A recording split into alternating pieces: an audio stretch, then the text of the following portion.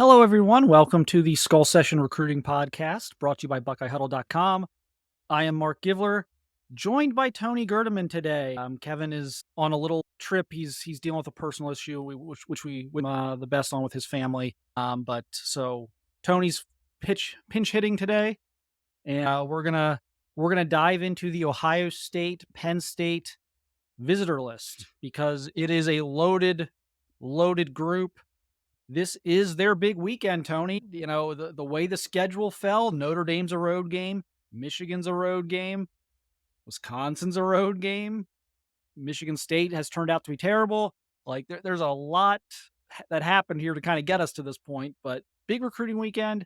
Tony, you get to be on the field and you guys kind of see the guys come out. Is there an extra juice to something like this when he's like, because they're gonna have like 90 kids there, probably a lot of big time guys. The fans, I think, get there a little bit earlier, and just what does this environment mean for like a recruiting atmosphere that's maybe different than the noon kickoff against Youngstown State? Yeah, and one of the messages that Ohio State is putting out for this weekend is to please get into your seats early. And I think some of that has to do with recruiting. Mostly they want to give an environment that is helpful to the Ohio State defense and offense. And so they want them to be loud, get there early, just be disruptive because the fans can have an impact. The fans can also have an impact with recruiting. And this would be the perfect 7:30 p.m. night game kickoff, crazy environment, but it has to happen at noon. And I'm the number of kids that are making the trip for a 12 p.m. kick is definitely impressive. And you want them to be impressed by what they see. And we know sometimes these noon kicks against whomever can sometimes take a little while before the excitement gets going and the fans get going. So they're asking people to be loud early, often get there. I think they're opening gates a half hour earlier than normal, 2 hours earlier, 2 hours before the game. So they want people in the seats, and I'm sure they want the south stands as packed as possible as the recruits are just milling in the south end zone, looking around at everything and soaking it all in. It's going to be interesting. I'm a little surprised when that game got announced for noon. I was like, yeah, that could put a dent into the recruiting list. And I've talked to a bunch of kids from Florida who are coming up, and it's one of those deals where, you know, you kind of cross your fingers, make sure flights aren't delayed. There's no inclement weather or, you know, weird stuff like that. Cause if this 6 a.m. flight gets delayed until 8:30 a.m. or something like that, at that point, it's like, well, we're never going to get to the game in time. And a lot of times kids will just, postpone and you hope they reschedule. So, that's one of these recruiting lists where it's like it's not a night game, so it's like, okay, like here's our list and we have it, but let's make sure everything goes smoothly until tomorrow, until Saturday morning. This is a really good list. We have everybody that we have confirmed is on BuckeyeHuddle.com on the Huddle forum. So we're keeping a list. We're updating it I'm updating it. It seems like every hour. There's an addition, subtraction, or a couple additions, whatever it is. So we're not going to read the entire list. I don't think anyone would be able to process that. Yeah. But there's a few visitors I want to talk about, and then I'll be doing a little more in-depth story that is up on the website on BuckeyeHuddle.com that you guys can go read, and we'll embed the video into that if you'd rather watch, listen, whatever. But there's a few guys I think we need to talk about here, and I'm trying to play it safe on some of these. Some of the other ones are, I'll name a few guys who, we everyone hopes will make it. But I want to talk about the one guy who will absolutely be making it is Amaris Williams, a 4-star defensive lineman out of Clinton, North Carolina. He is currently committed to Florida. He's a class of 2024 prospect that we've been talking a lot about here the last several weeks. Ohio State offered him during the season. He's a 6'3", 270-pound prospect. I think he's more of a flex guy. I think he's kind of your inside/outside guy. He's not a true like speed edge rusher. But they need they need a big defensive line class. They're losing. They didn't hit their number last year. We don't know how many they're losing yet. I think a couple is fair. I think if the number's 3 to early NFL draft, I would not be surprised. So, and maybe Tony, you can chime in. Like, it's clear they are bracing or preparing themselves or ensuring against a mass like early entry departure from this defensive line this year. Where are you at on that? Because I think they're going to lose. They start those four juniors that are third year players. I think three of them are probably Mhm. going to go pro. Yeah, I think we assume JT Tuimoloau will leave. I think that's the assumption we've had since he signed with Ohio State or showed up at Ohio State. Tyleik Williams is playing himself into it this year as well, and I don't know. He's doing so because he knew it was a contract year, but things took a little while for him. But now he's going. He's going. Mike Hall is a guy who came in this year, and you saw him all over first round mock drafts. And not that mock drafts are the end all be all, but he showed flashes of what he could be. And I don't know if it's why it's not necessarily happening as much this year.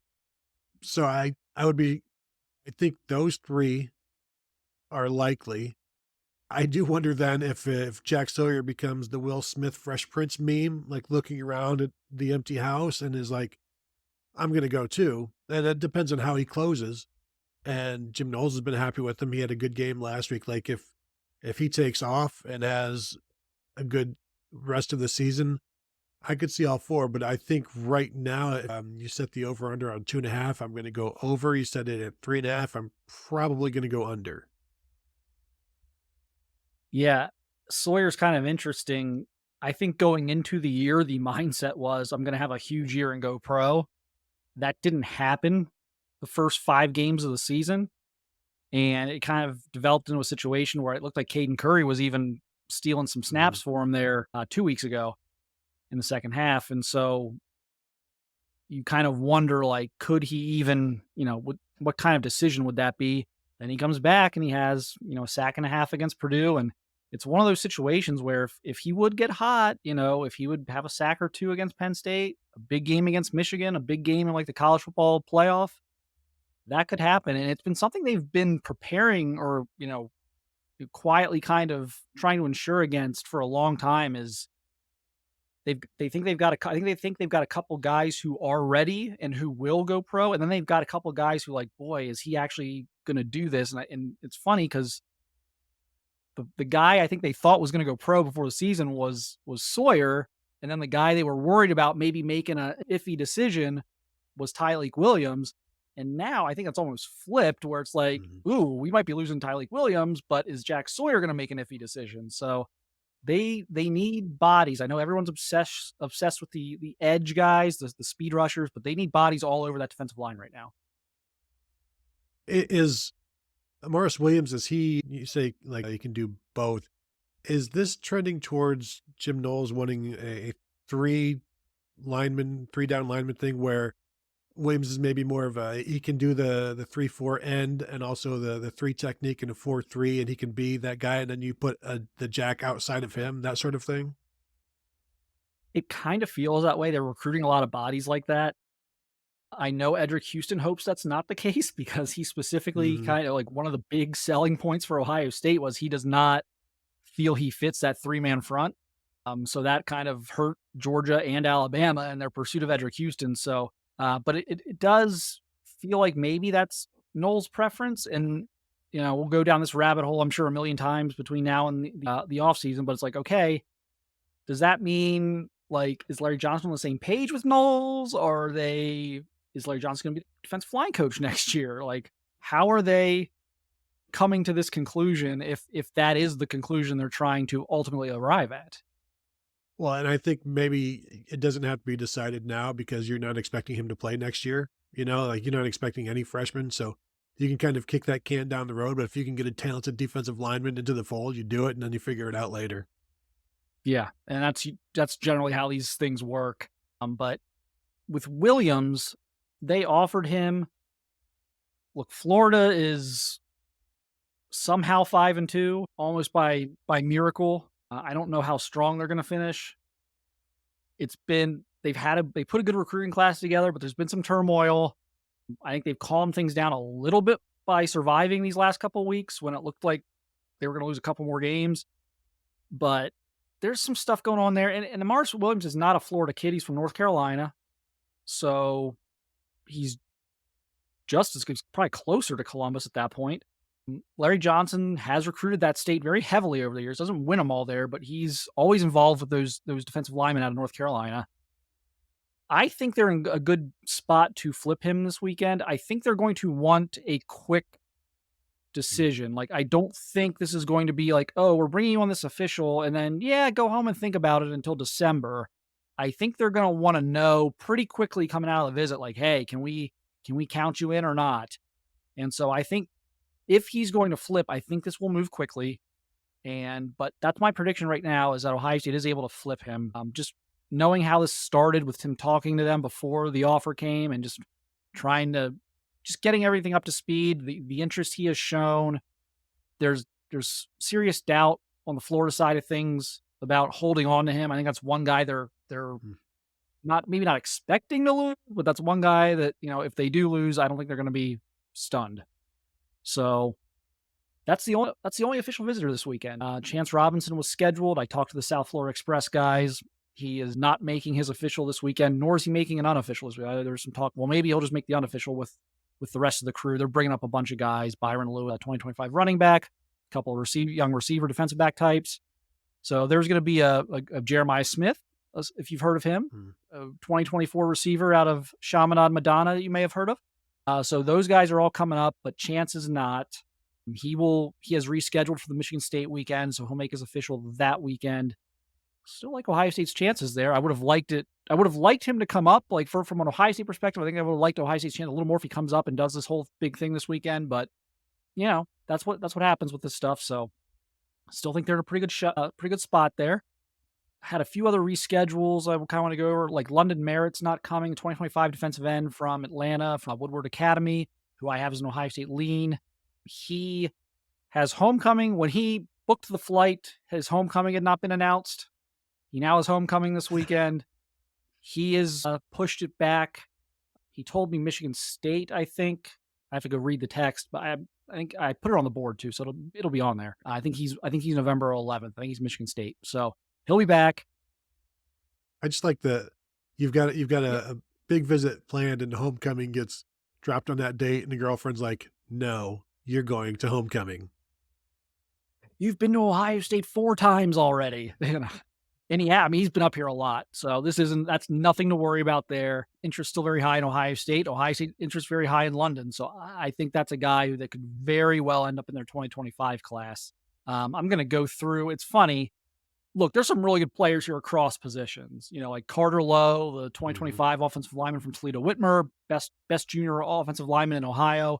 Luca Gilbert, best junior tight end in Ohio.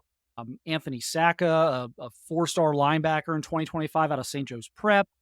Justin Hill, in my mind, maybe very well, maybe the best defensive player in the state of Ohio right now. And I say that like regardless of class, I think he's that good. Eli Lee, who they just offered out of Hoban, 2025 linebacker. Like there's a lot of dudes coming. But this weekend just showcases how ridiculous Brian Hartline is. So Jamie French is coming. So that's the other guy I want to talk about. Is he the number one receiver in 2025? Ryan Williams is pretty good. I saw Ryan. I've seen Ryan Mhm. a lot this summer too. But Jamie's in the discussion, and he's committed to Alabama. And when I talked to Jamie in July, he had his announcement date already set for like a few weeks after our discussion. And I knew it wasn't going to be Ohio State, but I kind of threw out there like, hey, like, you're going to visit Ohio State this fall because Florida kid. I mean, come on. So, like, I knew that July commitment, like, Florida kid, going to go 18 months without a college visit. I don't think so. And he said, yeah. He's like, oh, yeah, I'm going to visit Ohio. So, like, I kind of like put that on the table. I kind of mentioned that on the board. I'm like, hey, he's not going to commit to Ohio State this summer. He's going to commit somewhere else, probably Alabama, which it ended up being. Mhm. But this is what he's saying. So let's see what he does. Well, now he's come out today and said he is visiting this weekend. I'm not expecting a flip this weekend or even a decommitment from Alabama this weekend. But it does show you that Brian Hartline is still working that one. We were hoping to see him at camp in June at Ohio Yes. State, and he didn't make it as one of those flight things or whatever, but he's been off in the distance, and it's almost like Brian Hartline dealing with the 2024 stuff first, and but always has the back burner, if you will, got that going. And so when I saw his name on there, I was like, there's a there's a name I have not heard in a while. And it's like, yeah, well, Brian Hartline's been probably, doing his thing. And yeah, that's the way 2024 is going. If they can do something like that in 2025, and that's just one of the names. I know there are other names on this list that we can get to, but that was the first one that I saw and was like, wow. And then I talked to Javen Boggs, who's going to be here as well, the 2025 receiver who's committed and from Cocoa High School in Florida, where Ohio State has gotten other guys. And he told me he was going to be here for this game. When I talked to him after his commitment, I'm like, really? You're just going to, you're going to get to the noon game. You're going to be able to get there in time. And he's like, oh, yeah, yeah, we'll be there. And so he's talking to Tavy and St. Clair about both of them showing up. And it, but I'm with you. Like, they're going to say they're going to try to get there, but you just never know how the travel is going to go from that far away. Yeah. And so, you pencil those guys in and you hope nothing weird happens with the flights. Another Florida kid in 2025. This one to me is just as big as Jamie French. Just given the interest level that I know he has in Ohio State. And that is Nashawn Montgomery, who is another big time wide receiver out of Florida in 2025. Traded some texts with him here this afternoon. He is coming, as he posted on Twitter. He's super pumped about it. He has told me multiple times that Brian Hartline is his favorite coach. They wanted to get up in the summer. By the time him and Hartline had started connecting, it kind of went to like a dead period. There's like that 1 week at the end of July. He couldn't make that happen. So he kind of been telling me, I'm going to come up to a game. I'm going to come up to a game. And it's one of those things like, okay, like, I hear you. Let's see it though. And so here he comes. And he is a guy who I don't know. I know some rankings have been updated recently, so I can't tell you off the top of my head where he's ranked. I can tell you he was ranked over the summer, like anywhere from like the 150s down into like the 250s, 26, like basically a bottom half of the top 300 type of 4-star. I think he's a potential 5-star guy. He was easily one of the 3 or 4 best receivers at the Under Armour Future 50, which had Ryan Williams, Jamie French, like you name the top receivers in the 2025 class, almost all of them were there. And Nashawn Montgomery was easily one of the best guys there. He was absolutely tremendous. So this is a guy I know Brian Hartline has put a lot of work in already. Brian Hartline doesn't recruit a lot of 2020, a lot of rising juniors, which is what he was over the summer. Doesn't really go all in for guys like that very often. He gets to select. He's built up this thing where he can kind of pick and choose. So this is a big one, Tony, for them. First impression, because it's not a London Merit thing where he's been up 4 times. Mhm. They've been trying to make this happen for like 6 months now, and he's coming, and he's a big Ohio State guy. The Mylan Graham thing, like Brian Hartline was his first offer, and that was you took notice of that. This one, are they similar players? Mylan Graham being fast and can move and can shift. Like they're similar size. Is that kind of what Nashawn Montgomery is?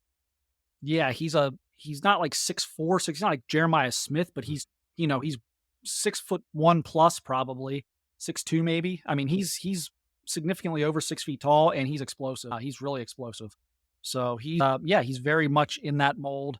Like I said, he's one of I think fans will love him because he's got a lot of like, not that excitement that Garrett Wilson played. I'm not trying to take away from like Chris Olave or Terry McLaurin or some of those guys. Mm. Like they were all amazing receivers, but like Garrett just had like an energy about him, an excitement about him. That's what this kid brings to the table too. So he's fun to watch. So that's Um, not all right. but You've put it out there now. He is the next Garrett Wilson or the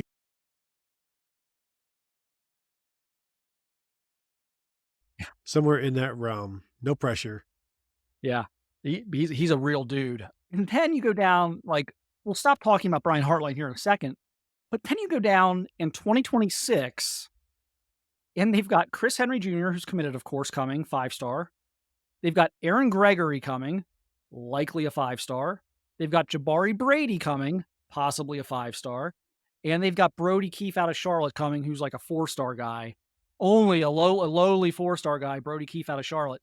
They have 4 stud 2026 wide receivers coming from like halfway across the country in some cases for this game. And it's just like, does it get to the point, like if you're an assistant coach at Ohio State, like a lot of these guys are doing great. Like, I'm not gonna like trash anybody, but like a lot of these coaches are doing great, but like no one is recruiting their position the way Brian Hartline is.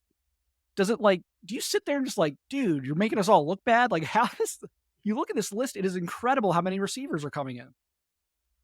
He's the guy that ruins the curve in high school or college where everybody is not that Ohio State coaches are C students, but if they were, and then you got Brian Hartline's getting A's on everything, and it's like, well, I am the curve, and yeah, thank you very much. And with social media and the fan knowledge about recruiting now, to see like Brian Hartline doing what he's doing, then that becomes the expectation for everybody on the outside. Like, why aren't you doing what Brian Hartline is doing? It's like, well, nobody is doing what Brian Hartline is doing. So you can't expect everybody to do what Brian Hartline is doing. You just have to appreciate what it is and enjoy it while you have it. And then hopefully you can your boats will rise with his and you go from there. But it's pretty amazing. And I don't know if it's just gonna be four every year, just a new four every year. And we'll see what they finish with in 2024. But don't you feel like is that the number we're at right now? Like that's the baseline, four guys a year because of the portal and leaving. If you're recruiting five stars, you're losing juniors to the NFL. So just you just have to keep churning them out. Yeah, and I kind of joked about this when he said it at the time. He said that I don't know when he said this. It's going back now. I think it's going back like 2 years now. He made a comment at a press conference, one of the media availabilities, that he wants to sign exactly three guys every Hmm. year. That's his goal. This is, and I immediately when I saw that, I like went on the website and was like, sounds good, doesn't work. Like, not gonna happen. Like, you can't send 1.5 players to the NFL in three, like they're basically averaging like 1 1/3 players to early entry to three and duns every year from the receiver room. So you're losing one and change every year after just 3 years to the NFL. The guys who stick around to their senior years obviously are going to get drafted, but you're also going to lose Hmm. transfer. You can't make everybody happy. There's only one football. There are only three or four receivers you can put on the field at any given time. You're gonna be carrying 10.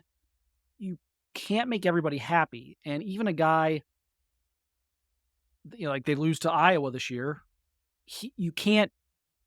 He was going to be in line for some reps this year. They worked him very hard, but it's just like, well, I can go here and play more. And it's just like, so you're going to lose a guy like that every year. So you're going to lose, before we even get to seniors, you're going to lose like 2.5 players to 3.5 Hmm. players a year just from early entry and transfer portal.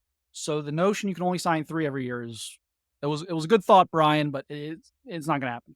Yeah, you can get three every year if they stay for 4 years and one or two stay for five. And recruiting recruiting wide receivers that stay for 5 years has never kind of been Brian Hartline's thing. And I don't know that anybody wants it to become his thing. So you've got to make the math work, and you just got to keep bringing them in because you look at the 2022 class has basically been a wash at this point because you've already lost two of the four. The other two have not played yet and have been passed by the 2023 class. So then at some point, does that class have to be made up for? Is there going to be a five wide receiver class at some point? In which case, you're losing somebody from there because they're not all sticking around. So it gets a little convoluted, but it's the best possible problem to have if you're a wide receivers coach.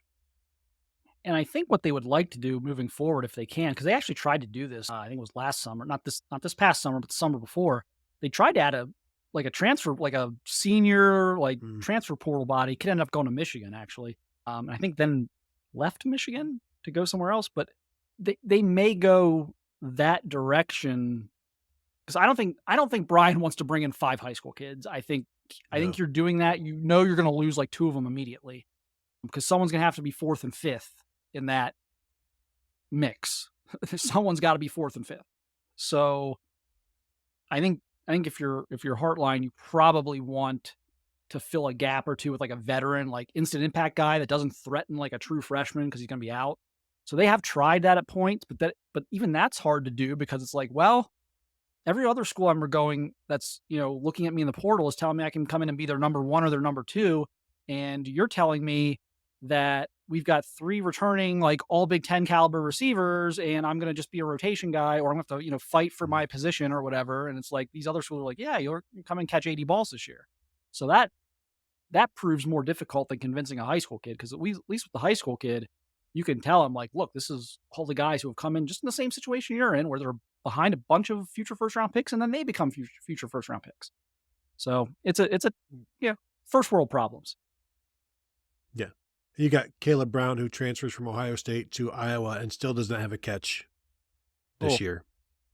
and it's shocking that he hasn't made an impact there, but it's not shocking maybe that the receivers aren't getting the ball there, because they can't really get their playmakers the ball. But that was a surprisingly, at the time I was like, "Oh, this makes sense for Caleb if he wants to play this year." And then it turns out, well, it's not really happening. And I don't he wasn't injured, I don't think he had like a long-term injury, right? He just not. Yeah, I don't think he's been injured. I looking at his stats now. He had 2 carries against Western Michigan a Yeah. month ago, but I don't think he's playing much, and Yeah. That's it's shocking. just not I don't think it's a great situation. Yeah. It's Iowa offense bad.